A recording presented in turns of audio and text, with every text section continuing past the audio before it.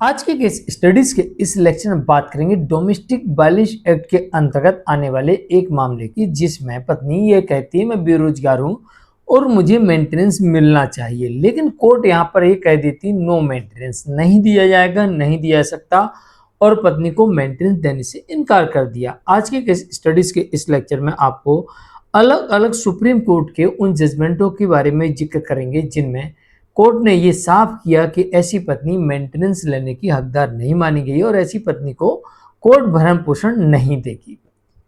तो नोट कर लीजिएगा सुप्रीम कोर्ट के रेफरेंस जजमेंट, और साथ ही इस जजमेंट का नाम भी आपको बताएंगे। जय जिनेन्द्र हूं केस जैन। वीडियो को लाइक और शेयर कर दीजिए, और इस तरह के जजमेंट्स का पैकेज पाने के लिए जिसमें लगभग आपको 200 जजमेंट्स मिलते हैं निश्चित जानकारी के लिए दिए गए नंबर पर आप हमें संपर्क कर सकते हैं। सबसे पहले आप रेफरेंस जजमेंट के नाम नोट कर लीजिए। KD Sharma versus steel authority of India limited. दूसरा यहां पर रेफरेंस के तौर पर जजमेंट लिया गया है,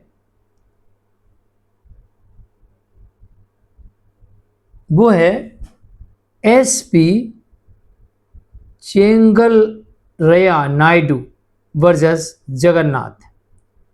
एक और जजमेंट इसमें रेफरेंस के तौर पर लिया गया है AB Pavaiya versus government of Andhra प्रदेश।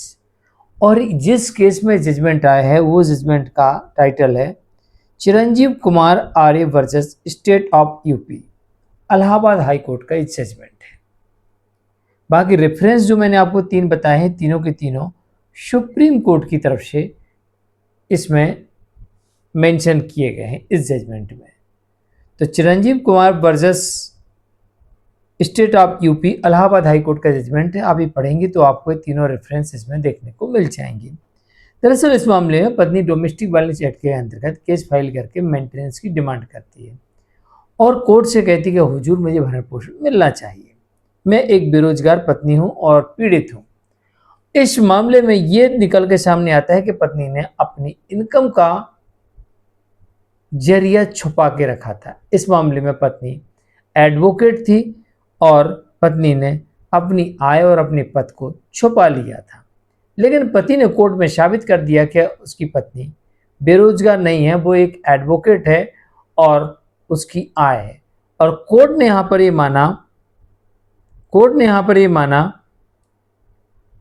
कि उसकी पत्नी परिस्थिति वकालत करने वाले अभिवक्ता की है और पर्याप्त आय अर्जन करने के रूप में स्थिति स्पष्ट हुई है। तो ऐसा होने पर यहाँ पर पत्नी अपने आप को बेरोजगार कहती रही, लेकिन कोर्ट ने एक नहीं मानी और पत्नी को मेंटेनेंस देने से इनकार कर दिया।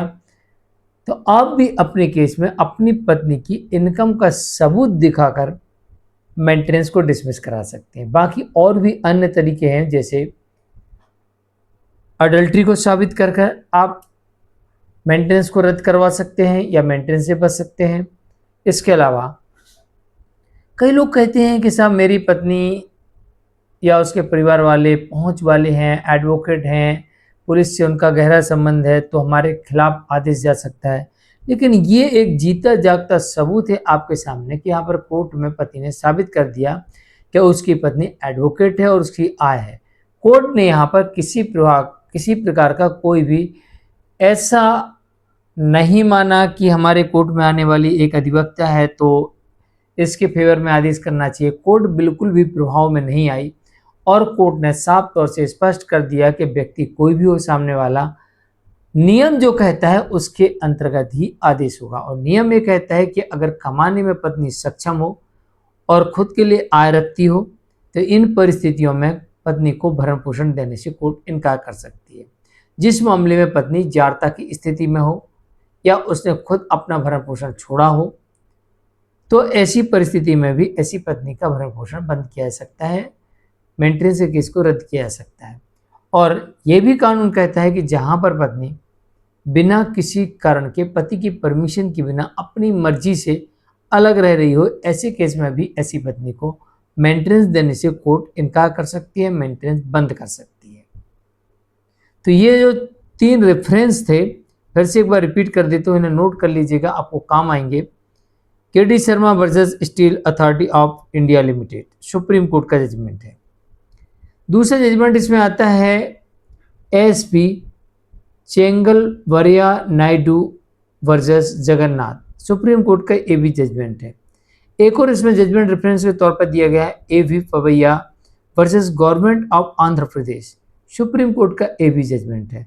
और एक जिस जजमेंट में आया है ये इलाहाबाद हाई कोर्ट की तरफ से आया है, Chiranjeev Kumar Arya versus state of UP, 2017 का ये जजमेंट है।